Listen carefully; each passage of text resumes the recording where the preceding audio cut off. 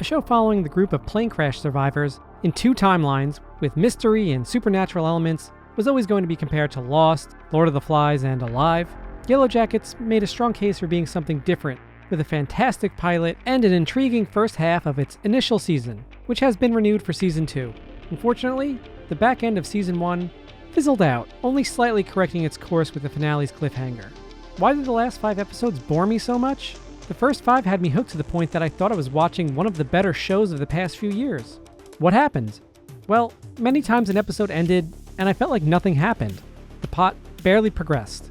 This is not an issue exclusive to Yellowjackets, but a trend I've noticed in many shows of late. Series seem to be stretched thin so they hit that 10-episode mark. Recent offenders that come to mind: HBO's 2020 psychological crime thriller, The Outsider, Showtime's 2019 dark comedy, On Becoming a God in Central Florida, Amazon Prime's 2021 thriller, Tell Me Your Secrets. I found my inner monologue screaming at the television, "Get on with it!" My girlfriend's response to the issue is simple: just make a movie, wrap it up in 90 minutes, and leave out the fluff. I have a different approach. Don't reinvent the wheel.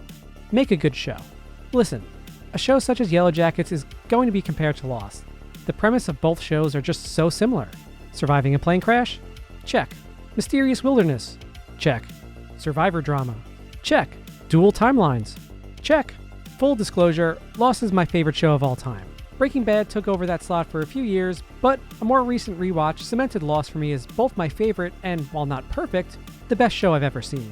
In this video, I'm going to tell you why Yellowjackets' debut season could have been fantastic when it wound up being just sort of fine. And I'll use Lost as a medium of, well, a show that does it right. So please expect spoilers for both Yellowjackets and Lost. Points of failure. Focusing on the wrong story. Yellowjackets spends so much time with the 4 surviving women in the present day. 25 years after the events of the plane crash and wilderness survival, our 4 main characters, Shauna, Thaisa, Natalie, and Misty, are being blackmailed for hush money. If they don't pay up, the truth will be revealed, in reference to what really happened 25 years ago out in the wilderness. This blackmail coincides with the mysterious suicide, or potential murder, of a 5th survivor, Travis. We spend a great amount of time with these women playing detective, learning about their family lives, one's political aspirations, and another's, well, insanity. Not all of this is bad or boring. I'm not saying that at all.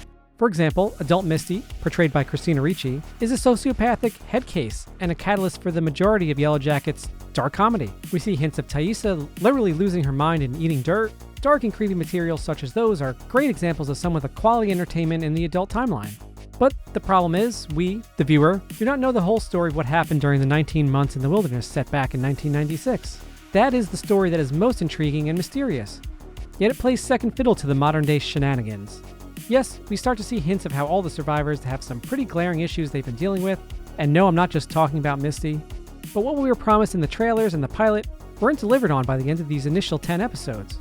And obviously, I didn't expect all plotlines to be wrapped up by the end of the season, but Yellowjackets dumps one storyline after another onto the viewer in exchange for, well, less character development. A classic case of quantity over quality. Cannibalism? Lord of the Flies society? Mysterious signs on trees and in the cabin. These captivating plotlines take a backseat to multiple teenage love drama scenarios and a less interesting modern-day blackmail mystery. Why do I say less interesting? It's because the adult survivor story is simply not as captivating as the 1996 survivor story. And this is where I will first turn to Lost.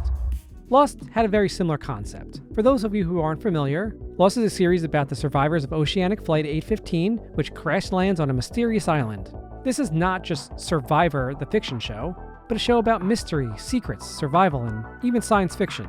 Weird noises and a smoke monster are encountered on the island.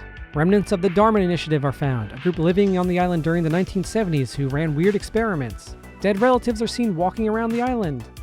What is going on is, in my opinion, masterly crafted and woven into the series.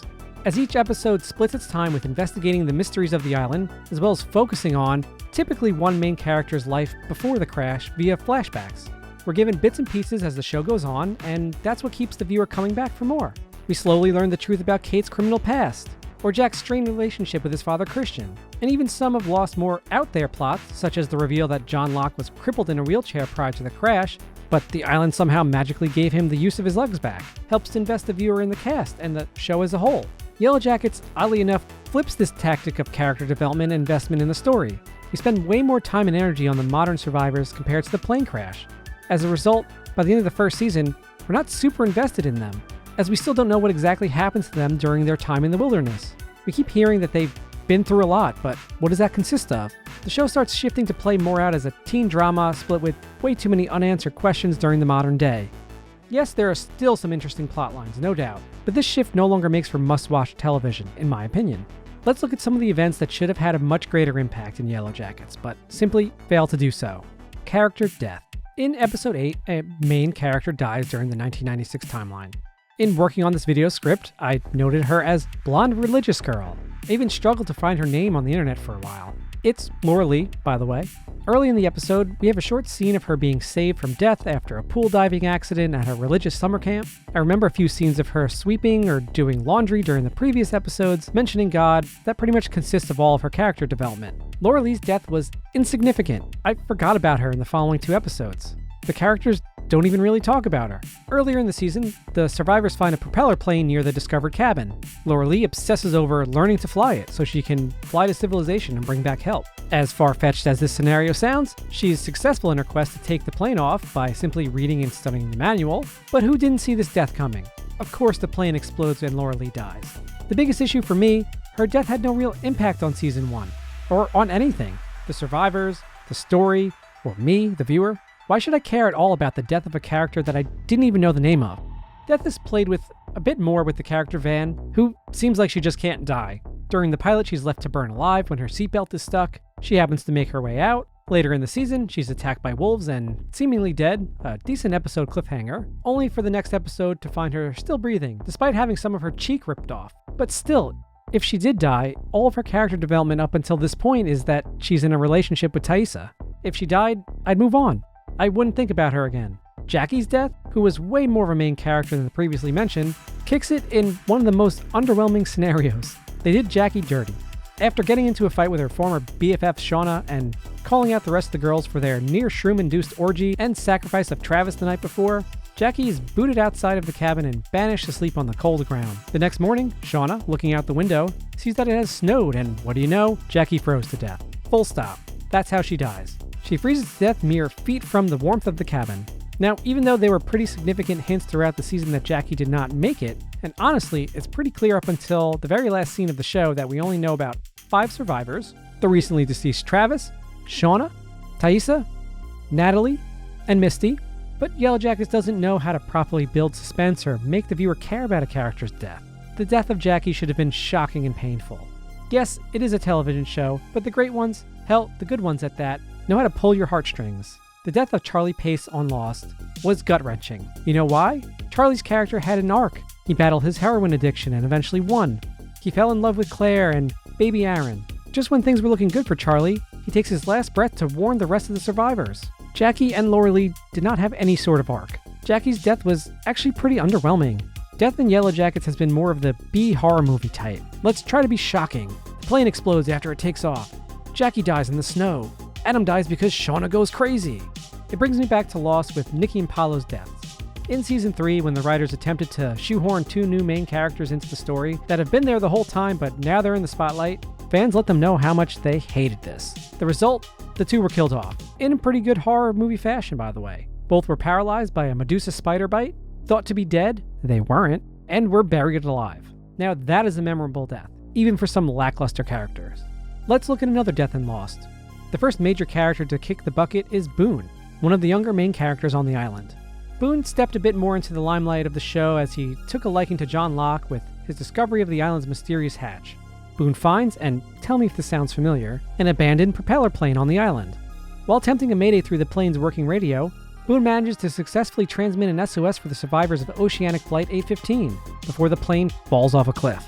Boone ultimately dies from his injuries, and the death of Boone was felt. Yes, he was a bit of a B main character, but a main one no less. Having an episode before his death focused on his past via flashbacks, we get to know Boone via his relationship and love for his stepsister, Shannon, a fellow crash survivor on the island. Boone eventually becomes John Locke's apprentice after finding the hatch. The point I'm trying to make here is that we had time to get to know Boone before his death. He had character development, backstory, growth, finally letting go of his love for his stepsister, Shannon. His death hurt, and the emotions of the viewer are played with a bit as, coincidentally, baby Aaron is born on the island at the same time as Boone's death. Both tragedy and miracle at once. That's how you make a character's death memorable and have a lasting impact on the viewer. Jackie's death in Yellowjackets brought no such emotion. We barely got to know her. We didn't have enough time with her. This brings up the next point of failure. Yellowjackets Season 1 tackles too many plots too fast. It's too much for just 10 episodes. Too many storylines and focuses are going on in Yellowjackets' first season. Multiple threads, character focuses, and story beats work on a show such as Lost because, well, first and foremost, the writing is better. But for comparison's sake, the reason it works on Lost is that we have way more episodes, hours, in a season. There's more time with the characters and the story. Looking back at Boone, he doesn't die until episode 20 of the first season. This gave viewers a chance to get to know him and his story. His death carried weight. Yellowjackets, on the other hand, is trying to tell way too much in such a short season. There are only 10 episodes in Season 1, but remember, we're splitting about half our time in 1996 and the other half in modern day. Let's start with some of the modern day storylines. Shauna's relationship with her husband Jeff and her affair with Adam, Travis's mysterious death, Natalie's investigation of said death, Natalie's reconnection with Kevin, Taissa running for office, Misty spying on Natalie, Misty kidnapping Jessica, blackmail, for 1996, the soccer team's origins, the plane crash, Shauna's pregnancy, Shauna's secret relationship with Jeff, Taissa and Van's relationship / coming out to their teammates, the cabin and supernatural elements, Travis and Natalie, Misty's obsession with Coach Ben, Lottie's oddities, Laura Lee flying the plane and dying, general teen drama, and Jackie's death. Now there's more, but I think you get my point. We don't have enough time to get to know the majority of our main characters due to all of these plot lines, which is why large events such as a death of a main character such as Jackie, and even to a lesser extent Laura Lee, just do not carry the weight that it should. The writers played a dangerous game here. My opinion is that their focus seemed to be origin story, so pre-crash, the early days of post-crash, then the survivors during modern day. Okay, great, we have our origin story taken care of in the first few episodes. Next, they set up many plot lines and mysteries, and most are left unresolved in Season 1, and even when we receive a resolution to a major arc in the story, the blackmail for example, it's completely underwhelming. Oh, it was just Shauna's husband Jeff who needed money to keep his furniture store running, and he thought Taissa would have enough money to fund it. Or what about Shauna killed Adam? Whoops. I think the writers were sort of trying to go with dark comedy with those arcs, but it just didn't land for me. Of course, you want a cliffhanger for Season 2, but I feel that they did not give us enough in Season 1. After 3 or 4 mediocre episodes, they scrambled in the season finale to get people who stayed with the show excited about next season. The reveal of Lottie being alive and running some sort of cult that probably murdered Travis would have kept the excitement of the season up had it been a few episodes earlier. Instead, we get the surviving women reuniting only to run around in an attempt to catch their blackmailer. Is Yellowjackets a bad show? No. Is it a great show? Also no. Should it have been? I think it had all the potential to be. I truly believe that. There's a lot to like about the show. The mystery of what happened in the wilderness is truly intriguing, especially all the hints at supernatural elements and the Lord of the Flies-esque society that is teased in the pilot. The character Misty, both teen and adult, makes the show. Special shout out to both Samantha Hannity and Christina Ricci in their respective roles as this sociopath head case survivor. She's easily my favorite part of the show. I'll even give a nod to some of the teen drama. It works. It's interesting enough. The plot lines, at least for the first half of Yellowjackets, are done really well. The aftermath of a brutal plane crash? You got me. Teens learn to hunt and survive with the help of a found cabin in the woods, even if it conveniently comes with a rifle and a stockpile of ammo, I'm cool with. Because it's a necessary plot device, used as the catalyst for some of the more odd and potentially supernatural elements that Season 1 barely scratched the surface of. But as I mentioned throughout this video, the second half of the season strays from what made the former exciting. Too many plot lines, underwhelming resolutions, and forgettable character deaths drop Yellowjackets from what could have been an amazing premiere season to just average in my opinion. Will I check out Season 2? Yeah, I'm not yearning for it like the early seasons of Game of Thrones, but I'll watch it when it airs. I hope the writers have some better character development and reveals in store for Season 2 and beyond. There was potential, and I feel like they can still somewhat save the series. For me, Season 1 of Yellowjackets sits somewhere between a 2 or 3 out of 5, which on my scale is bad and good. Watching Season 1 and working on this video got me actually really excited to rewatch Lost for a third time, which I might have to do sooner rather than later. And while it's my favorite show and one that I consider to be the best television series, I understand it's not perfect, but I digress. Let me know what you thought of Yellowjackets, my comparison to Lost, and how you compare the two series. Make sure to like this video and subscribe for more videos like this one. Until next time, see ya.